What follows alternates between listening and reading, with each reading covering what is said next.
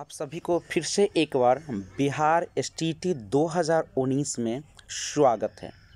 देखिए, अभी जितना मामला तूल पकड़ रहा है क्वालिफाइड और डिसक्वालिफाइड का, उसके संबंध में मैं एक न्यूज़ लेकर आया हूँ।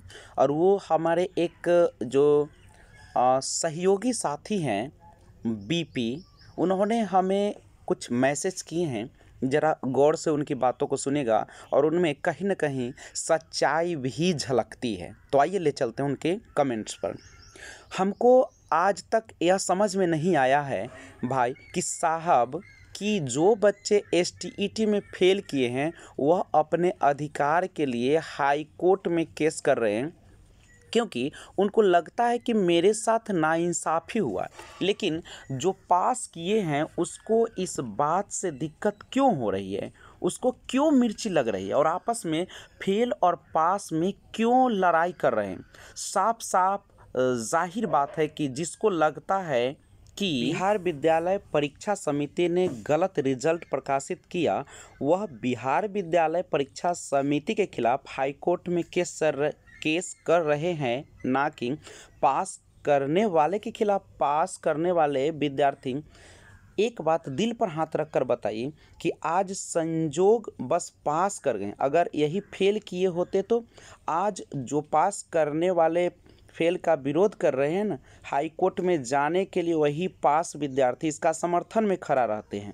नीरज कुमार आज तक क्या किया? शिक्षा सुधार रोजगार के नाम पर केस खेलना सबको सिखाया है और इतना केस किया कि आज 2017 से लेकर, ध्यान दीजिएगा, नीरज जी का ये बयान आप सभी को सामने भी है कि जैसा कि उन्होंने जब फेल किए थे तो कितना बवाल मचाया था, लेकिन जब आज वो एसटीईटी में किसी तरीके से पास हो गए तो आज वो डिसक्वालीफाइड वाले के साथ एक नाइंसाफ़ी और कहते हैं कि ये सब बेकार है, सब झूठ है, इस कुछ होने वाला नहीं। तो ये सब बातें उनको तो शोभा नहीं देती, क्योंकि केस करना उन्होंने सिखाया और वही करते थे और आज उनको ये लगने लगा कि सब ठीक है। उसके बाद उनकी अगर हम बातों को और थोड़ा सा देखें तो देख सकते हैं, आपके स्क्रीन पर आ भी रहा होगा कि आज 2017 से लेकर अभी तक विद्यार्थी को केस में उलझाया रखा, लेकिन संजोगवश एसटीईटी का परीक्षा हुआ, पास कर गया और यही केस का विरोध करने लगा है और बोलता है कि इससे फ़ायदा नहीं है।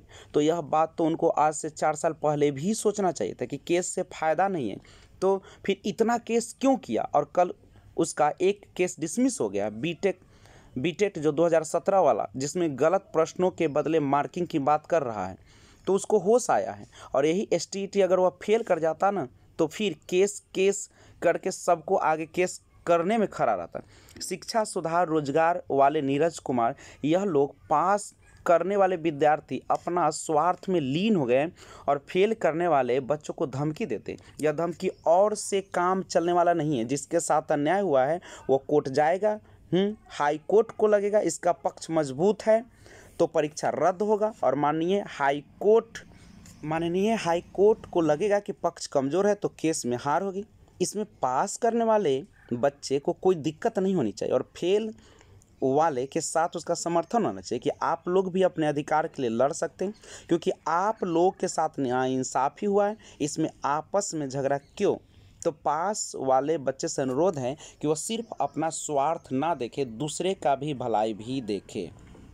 देखिए, जहाँ तक लोगों को लगता है कि हम पास कर गए तो मेरी ज्वाइनिंग हो जाएगी, तो ये उनकी भूल है। और शायद कभी ऐसा ना हो कि आपका परीक्षा रद्द होकर फिर से एग्ज़ाम हो और आप उसमें फेल कर जाए, और उस समय जब इस प्रकार की आवाज़ उठाएंगे तो आपको सारे लोग दुत्कारेंगे और आप कहीं के न रहेंगे।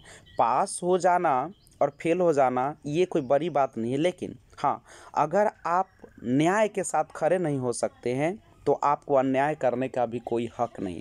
इसलिए आप क्वालिफाइड और डिसक्वालिफाइड दोनों एक ही है, दोनों मनुष्य है, दोनों मानव हैं, और अपने अधिकार के लिए कोई लड़ रहा है तो आपको क्यों मिर्ची लग रही। और इन सब बीपी सिंह के कमेंट्स को मैं सराहना देता हूं कि उन्होंने कुछ राहत की सांसें दिलाए लोगों को।